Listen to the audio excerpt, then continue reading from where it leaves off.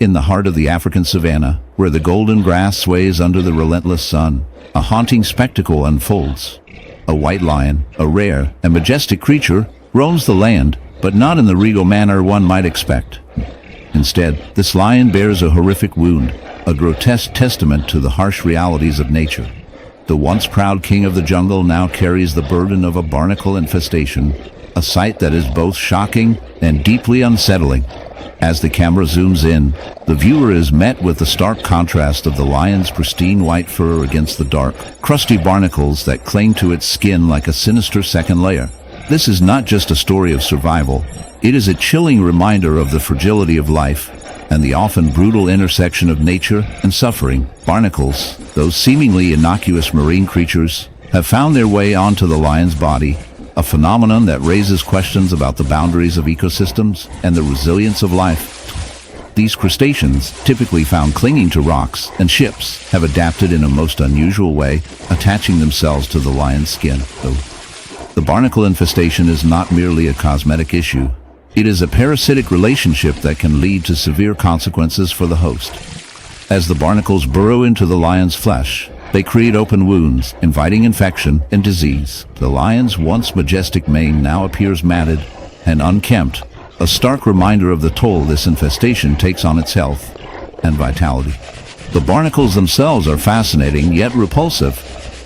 They are small, hard-shelled creatures that thrive in aquatic environments, but their ability to latch onto a terrestrial mammal is a testament to their adaptability. Each barnacle is a tiny fortress, encasing its soft body in a hard shell, and as they multiply, they form a grotesque colony.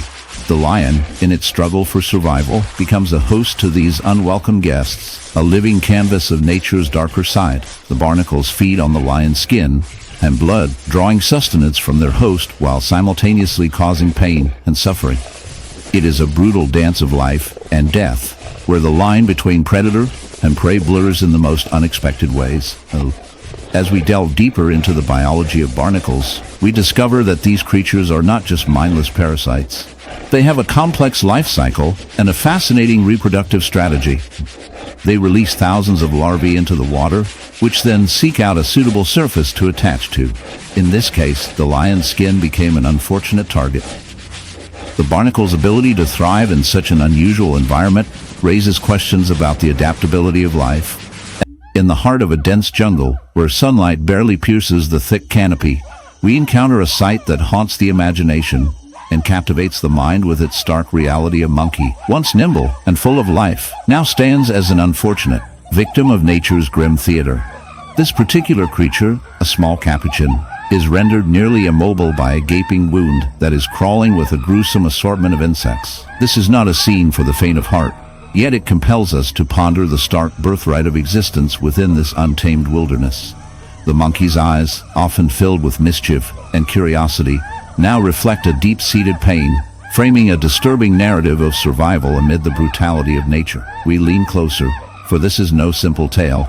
It is a complex illustration of life, death, and the intricate web of relationships that bind them. As we examine the harsh reality of the monkey's condition, we see that the wound is not just a gash, but a festering ecosystem in its own right.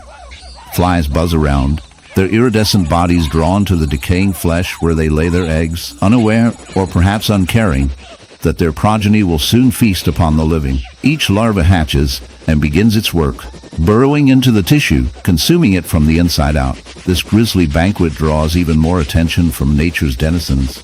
Ants march in a line, carrying fragments of the decaying matter back to their colonies, while beetles scuttle around, playing a sinister game of scavengers in a repulsive masquerade. The once vibrant life of this monkey has become an arena for an insect circus, each player oblivious to the tragedy unfolding before them. Infestation, which appears to be simply unfortunate, actually raises a multitude of questions about the delicate balance of our ecosystem. Insects, while often misunderstood, share a symbiotic and sometimes parasitic relationship with larger animals.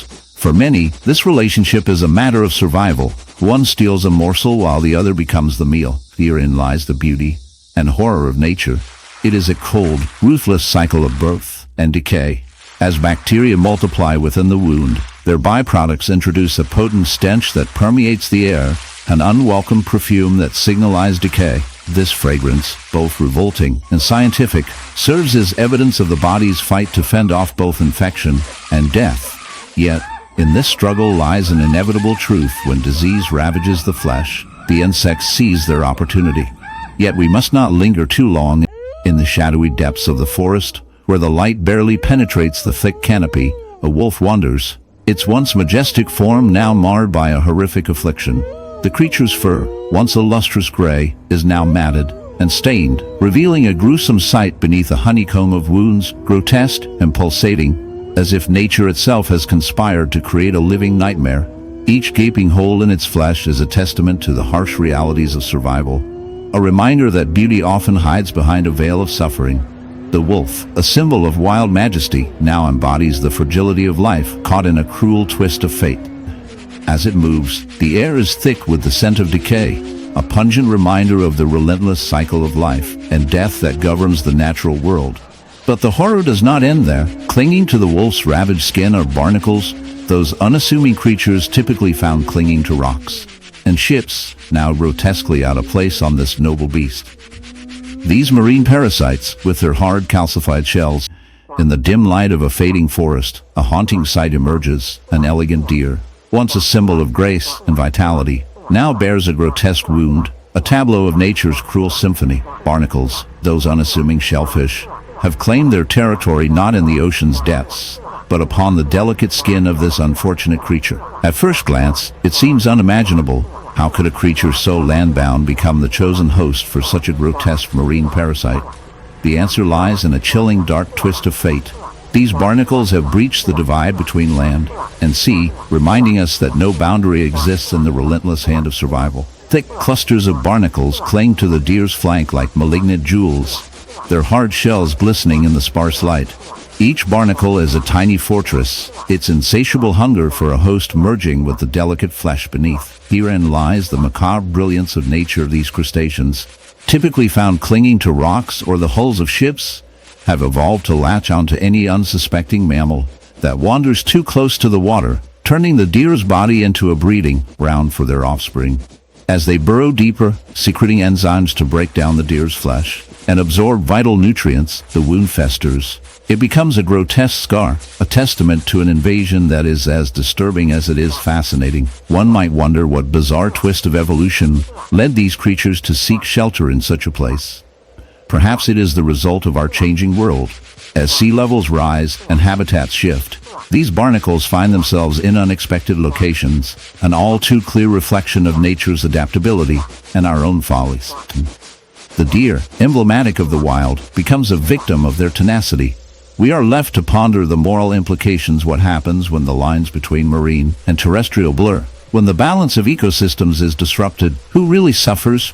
Yet, as we observe this somber tableau, we can't help but chuckle at the sheer absurdity of life itself. Imagine a marine critter seeking solid ground, finding its paradise, only to cling desperately to a deer, thinking, finally, a solid rock. And thus, in our quest to understand the gory fascination of nature, we must also confront our role in this unfolding drama. We become alone. On a sun-drenched afternoon in the heart of a humid rainforest, a tragic tableau unfolds. A tapir, one of nature's most serene creatures, stands at the edge of a water source, its normally smooth coat marred by a horrific barnacle wound. This is no ordinary affliction. It's a grotesque reminder of the stark, brutal realities of life in the wild. As the sunlight dances on the water's surface, it casts shadows on the tapir's scarred body, making the sight even more haunting. Rolling waves of barnacles, thrumming with life yet brimming with decay, cling relentlessly to the tapir's flesh. This confusion of life forms, appearing simultaneously as both partners and parasites, leads us into a bewildering world beneath the surface of natural harmony. Barnacle infestation on a tapir is a darkly fascinating phenomenon. These marine crustaceans, typically at home on rocky shores, often find themselves carried away from their usual haunts, hitching rides on unwitting hosts like the tapir, utilizing a secreted adhesive that forms a bond stronger than most superglues. Barnacles anchor themselves into the tapir's sensitive skin. The process begins innocently enough, but as the barnacles grow, they transform into menacing shells, often eliciting painful responses from the tormented tapir. Eventually, the skin begins to break down, revealing the deeper layers beneath. An open wound that's not only grotesque in appearance, but also a potential gateway for infection. The consequences are dire.